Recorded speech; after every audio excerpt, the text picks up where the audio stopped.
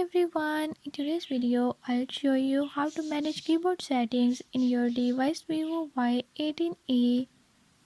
In this video I'm gonna tell you how you can do it. But before we get started, don't forget to hit the subscribe button and ring the notification bell. Make sure to watch complete video and learn how you can do it. Let's watch the video.